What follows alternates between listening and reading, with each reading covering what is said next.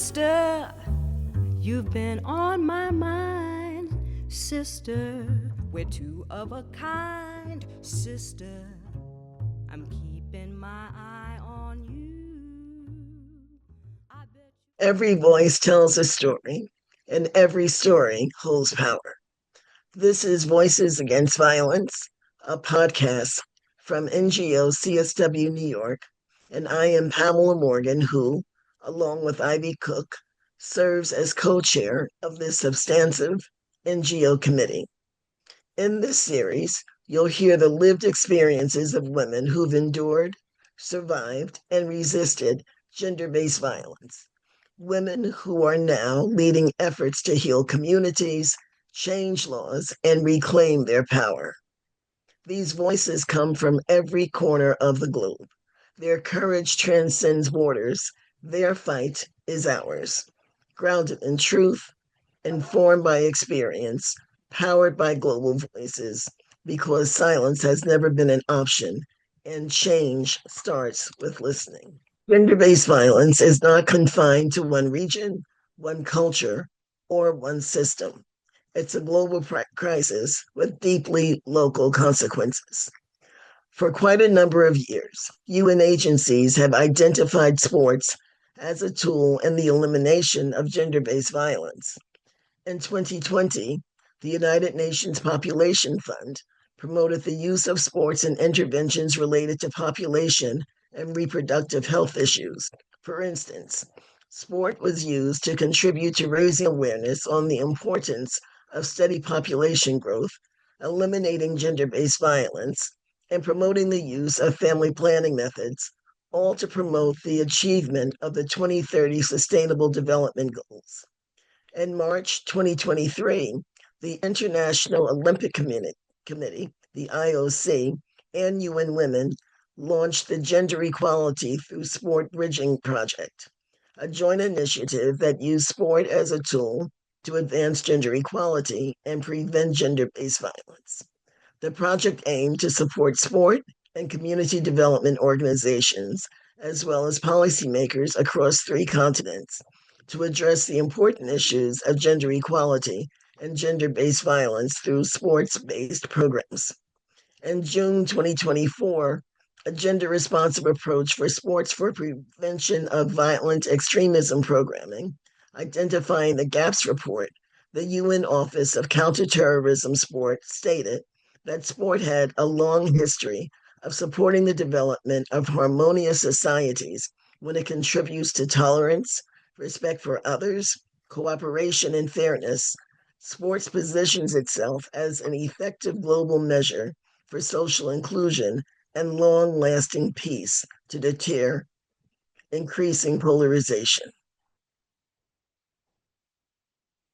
In order to understand what this looks like on the ground, we have with us Tahina Booth, an athlete and community organizer from Papau New Guinea, who founded the Grass Skirt Project that tackles severe gender inequality and violence against women and girls in Papau New Guinea by uniting sports and gender justice.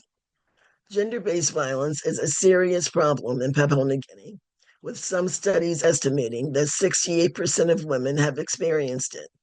Specifically, a high percentage of women have experienced both physical and sexual violence, with rates of intimate partner violence being extremely high. With the mission to pioneer social change in Papua New Guinea by harnessing the unifying power of sports to address gender-based violence and promote equality, Tahina established the Grass Skirt Project with the vision that every individual deserves to thrive. They aim to empower 1 million leaders by 2050, grounded in the values of courage, trust, integrity, innovation, and tenacity. Through their work, they challenge social norms, empower communities, and foster a culture of respect and equality, making strides to a 2023 NGO CSW New York Global Youth Fellow, is the founder of the Grass Skirt Project, a leading organization tackling gender-based violence in Papua New Guinea through innovative sport and wellness initiatives. Leveraging her background as a former tri-international elite athlete and rugby league, Olympic weightlifting, and powerlifting, Tahina combines sports expertise with social advocacy to drive impactful change. She plays a pivotal role on the Department of Foreign Affairs Australia's Pacific Women Lead Governance Board, overseeing a significant investment of $170 million in gender equity initiatives. Tahina's leadership at the Grass Skirt Project focuses on key programs like the Havia Cup and Wellness Expo, Gym Box, and the 10 million strong leadership program, all designed to promote community development, gender justice, and individual empowerment in Papua New Guinea. Welcome, Tahina. Thank you, Pamela, for having me. I'm so excited. Yeah, big Lahama Mas. Thank you. You're welcome. Can you tell us how and why you first became involved in this work? And what are some of the specific challenges women in your community are able to overcome with the Grass Skirt Project when confronting gender based violence? Thank you. Just a bit of a trigger warning for our audience that are listening. I do talk about sexual violence. I mean, I suppose like with any start of any organization, grassroots led, it comes from a very personal and very private, space. But for my story, I could not make it private. I had to really come out and tell the world what happened to me because it was just killing me, as a woman. And so it really started off by experiencing sexual violence when I was quite young, and I was 7, in fact.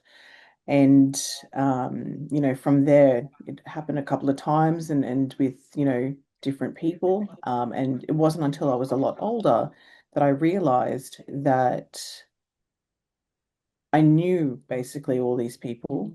They were part of the family unit. And I started asking questions, around about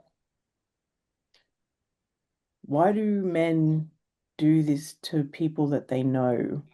And, coming from a place more of curiosity, why would these boys, do rape girls that they know? Why would they touch them in, the privacy of their own homes? And it got me as I got older and started to process a lot of this, and with the luck of having access to counseling, which I'm very fortunate to have because in PNG that is non-existent.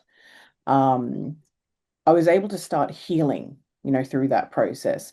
And sorry, I am sort of jumping between, from a very young age to a much older, but it does make sense as I tell the story.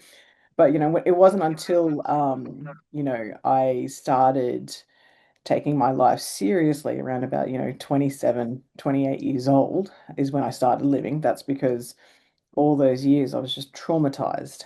And it wasn't until about 27 years old that I decided to take sport up, somewhat semi-professional, or try at least to become professional. And through that whole process, I started to really unpack what had happened to me when I was younger.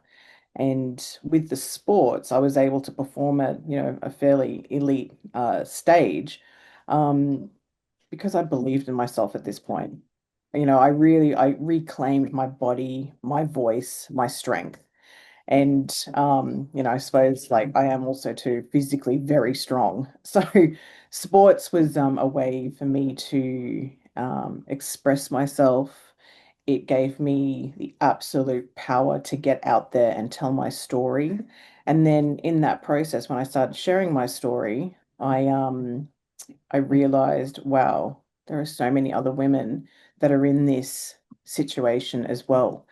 And um I have to keep going. I have to keep moving forward. I can't stop because when you go through something like that at such a young age, you could easily say that your life is ruined.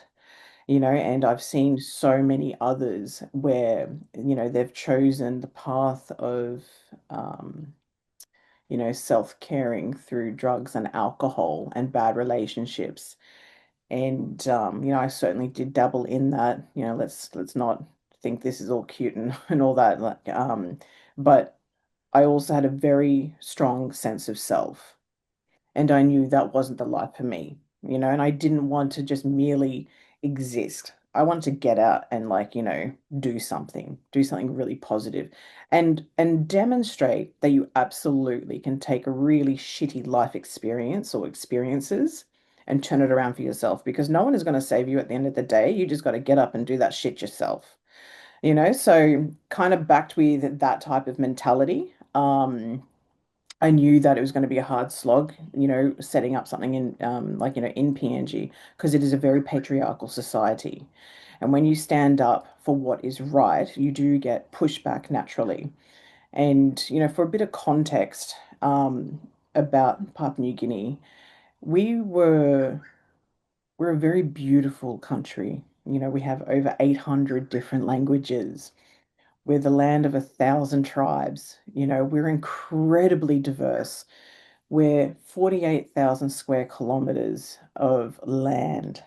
We don't have a road that connects the whole country, around. There are places where women will walk up to 3 to 4 days, crossing rivers, going up big mountains in order to receive help when they're giving birth. It is a very diverse, complex place.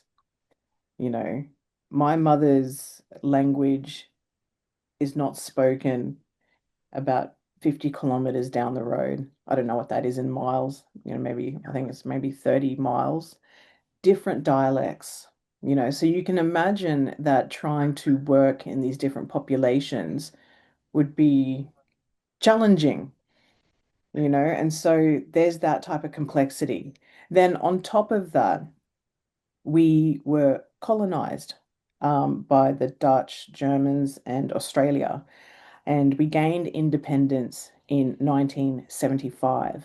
So, and the reason why this is incredibly important to understand is that through the act of invasion and colonization, the systems that governed our people, what we would call our houseman and our housemary. So this is where, men would go to speak, women would go to learn, or just, find out about life.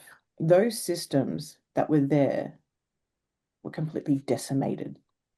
And that's what colonization does and racism does. It breaks down those indigenous, ancient ways. And because of this destruction, we now are a people where conflict resolution skills are no longer. And there are different parts of the country that, are very, well, Papua New Guinea in general is very resource rich. We have oil and gas and gold. We even have diamonds. Our wood exports are huge. We have illegal logging. People come in and take what they want. Our government is very corrupt. And so there are no social services for people. Our hospitals are not working. It's a very difficult place to live in. But one thing though is that every Papua New Guinean is born rich. And the reason why I say that is because we own our land. It's our land. And so we grow up with our family, we've got our plot of land, and that the government can't take that away, unless there's an agreement of some sort. But the reason for me getting into this work, and as you had mentioned in your intro, um, is that too many people, too many girls, too many, too many. The stats say it's 2 out of 3 women will experience domestic or sexual violence, but I've been to areas where I've spoken to women in different communities where 100% have already experienced it. And with our programs, what we're finding is that when we ran our leadership program called the 10 Million Strong, interviewing the girls like coming into the program, we realized in the first day that at 15, 14, 15, 16 years of age. It's too late. These girls have already experienced rape, at the ages of 6 or 7. And so, when we look at creating programs, everything is done in mind with the kids because they are the ones that also co-create it with us, and so we knew from that particular program that, okay, we actually need to change this up and get into primary school. And we also need to work with their parents, and not just the parents, also the outer, like the whole ecosystem, go into the churches, involve them. And because we are sports based, we work with local coaches, so that was the kind of the start of it. But yeah, I think I'm digressing and going like into different areas. But going back to your initial question, the reason why, I got into this is because I experienced sexual violence very young. And I don't want that, for my daughters or, anybody else. And it definitely can be stopped. It just requires investment, um, working with local people from the area and, building capacity and good people, people with heart that actually really truly want to see a change, and sport is definitely one of those ways that you can see someone's true character, how they act under pressure, what they look like when they lose, and do they come back? Because you need that grit. Gender equity, equality work is not fun or sexy sometimes, and to see what people how their passion is. And we find with sports, the sports coaches, they embody all of that, because they're the ones that keep everyone together. And what we find in our communities is that the sports coaches truly are the one of, it's a smart investment into their professionalism and their education. Because not only do they work with, a team of athletes, girls or boys, they're also coordinating sponsorships. So they have to engage the business side. They also have to coordinate the fields, which generally the churches or the schools, will have. They have to go and be the second person for disputes. So they're a really smart, investment. And I guess, as Papua New Guineans and, myself, just intrinsically, when we started the grass skirt project, we knew that they would be the best people to work with, and we've been going now for about going on to 9 years this year, and we're still not there yet in terms of, are we like fully running everything how we want it to be? No. It's because it requires funding, and the way that I've designed Grass Skirt Project is that it needs core funding, every single year. And that's been such a difficult thing, and that's all grassroots organizations, and we know that.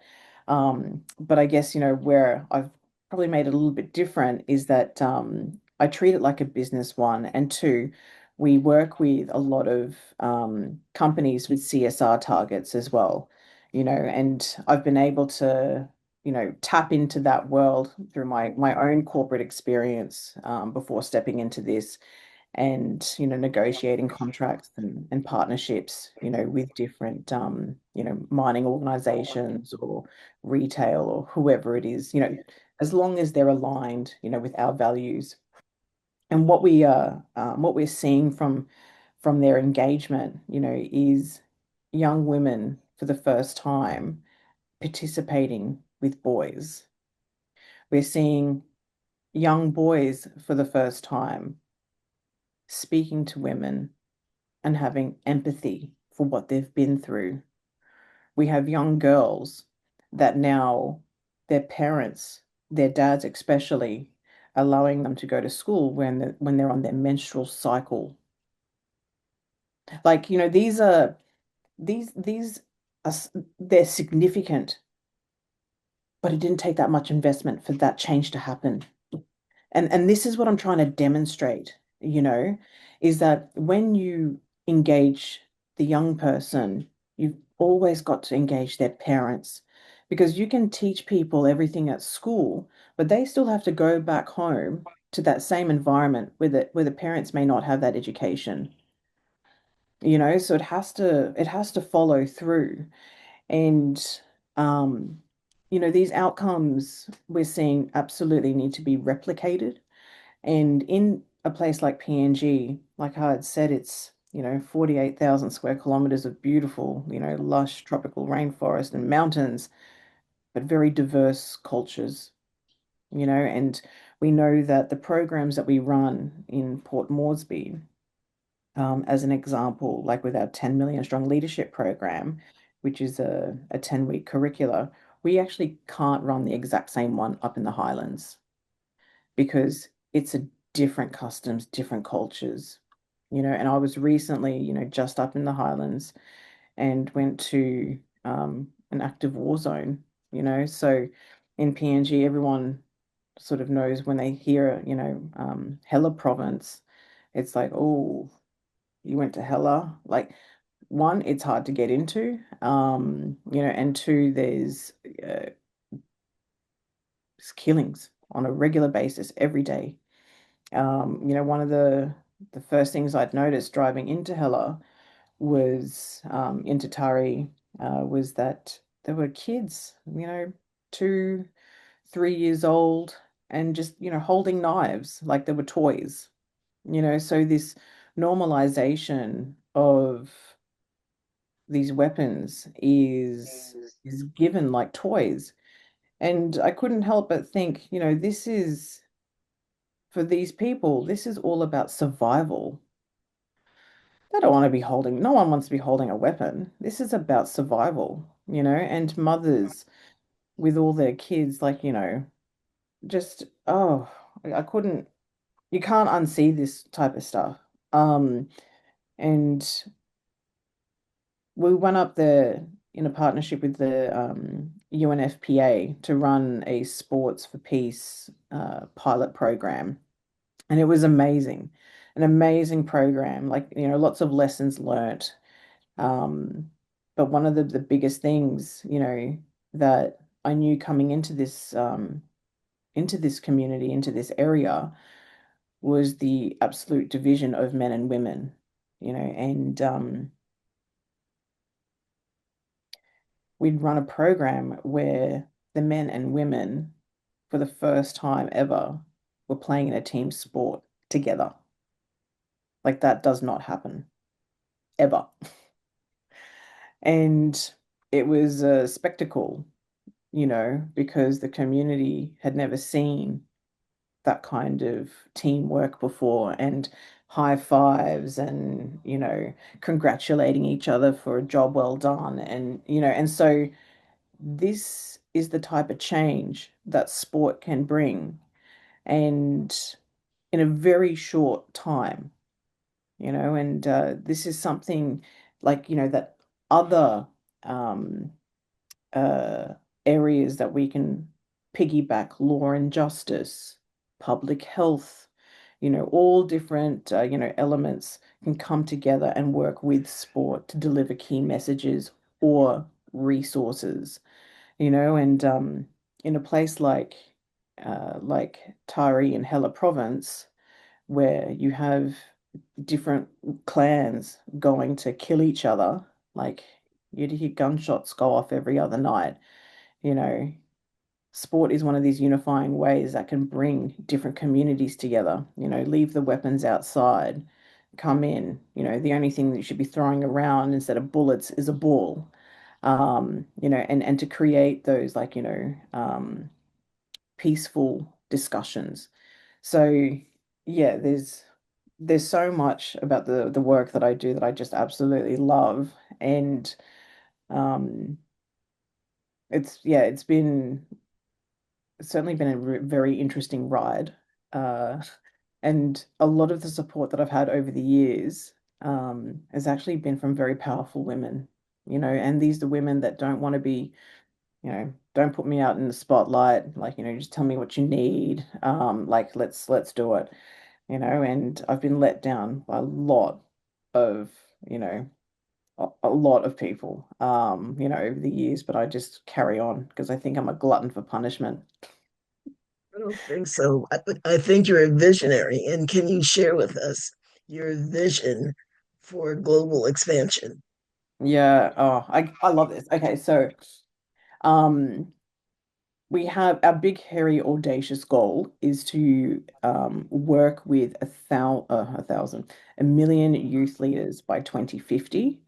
And how we want to do this is to essentially change policy, like, get sports into policy, um, nutrition, respectful relationships, conflict resolution, get that embedded into the curricula, into, the education system.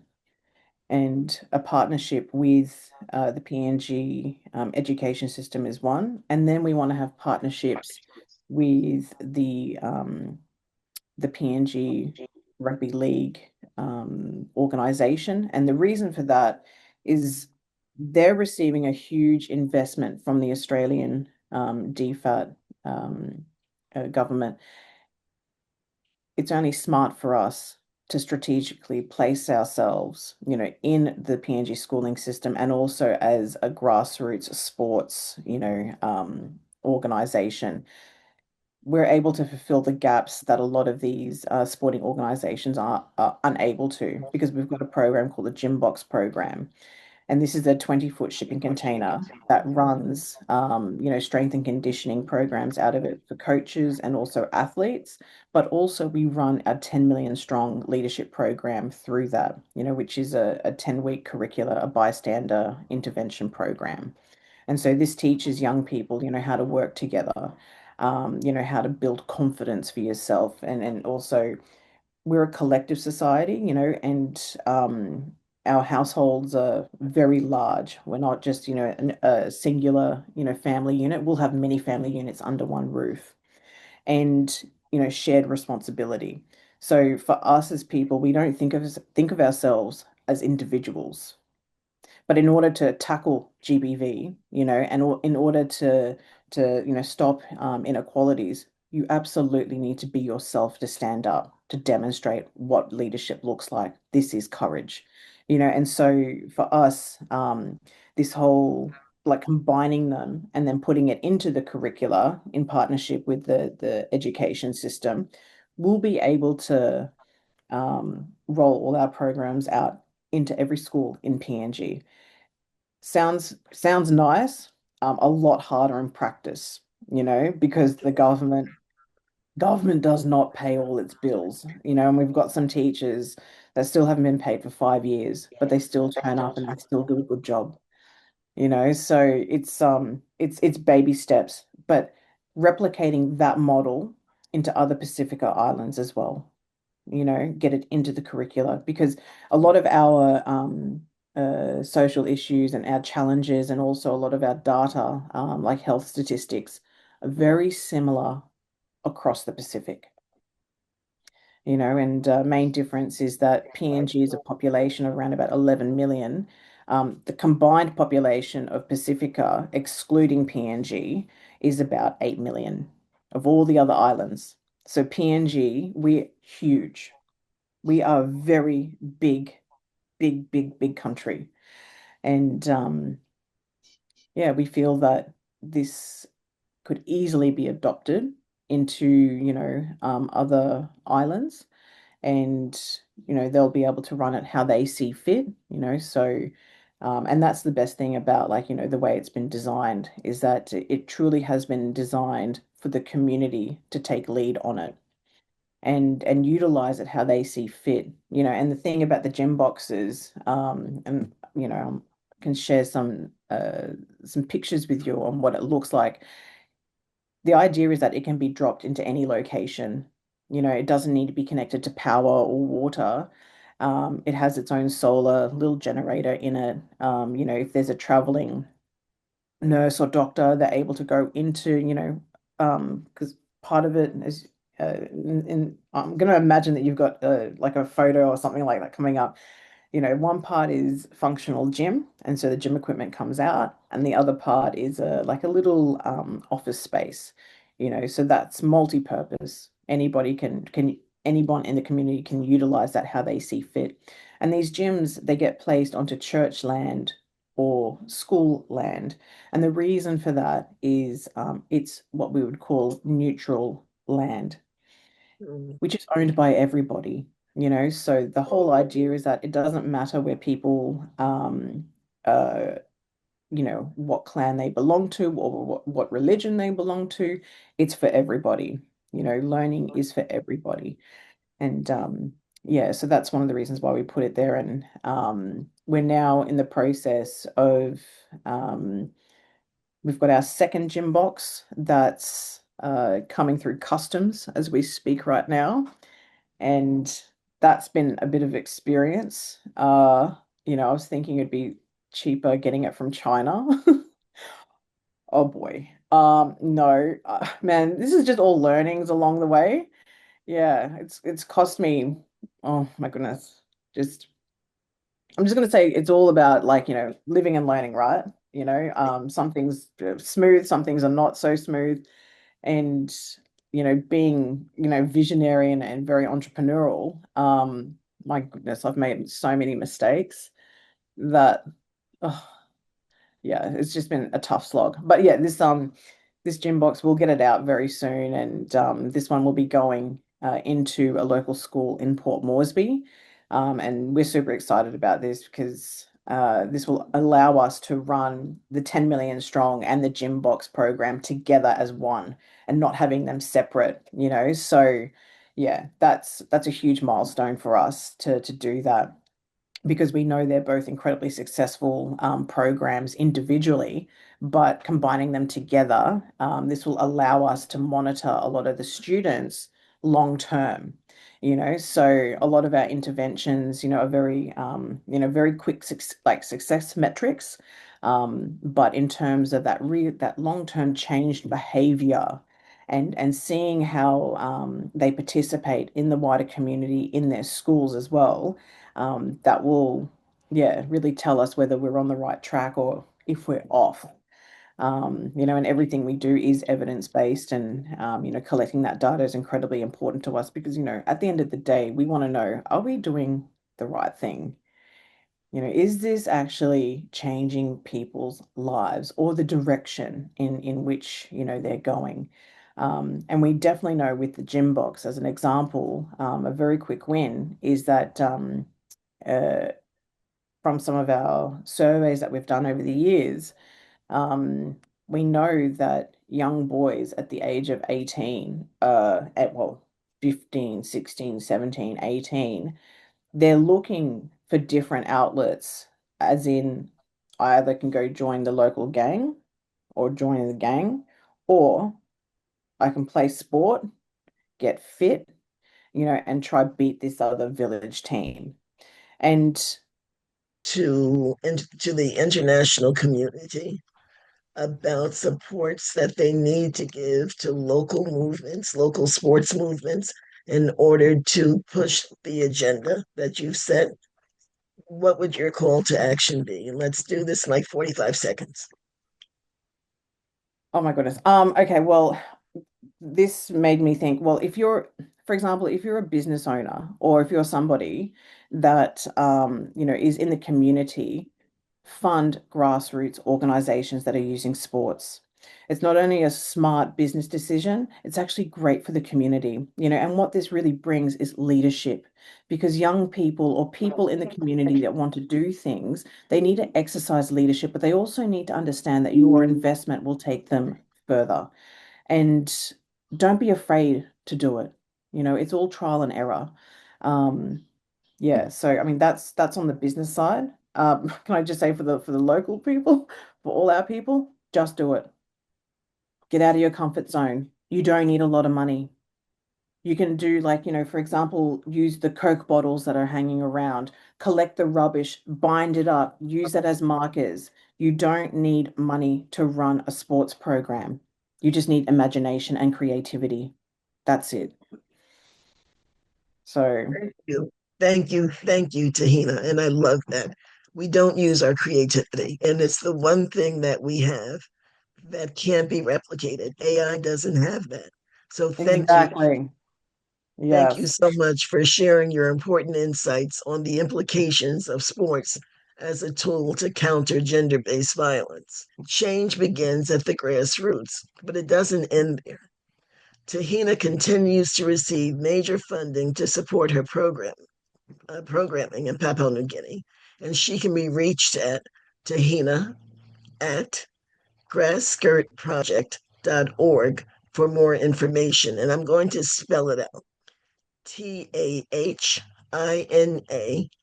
at GRASSKIRTPROJECT.org for more information. From rural towns to the UN halls in New York, the fight against gender based violence is being driven by people like Tahina Booth with courage, clarity, and conviction. Thank you for joining us on Voices Against Violence, a podcast by NGO CSW New York. If today's story moved you, share it, start a conversation, and stay connected with us at ngocsw.org, because raising voices is just the beginning. Listening and learning is where change begins. Thank you.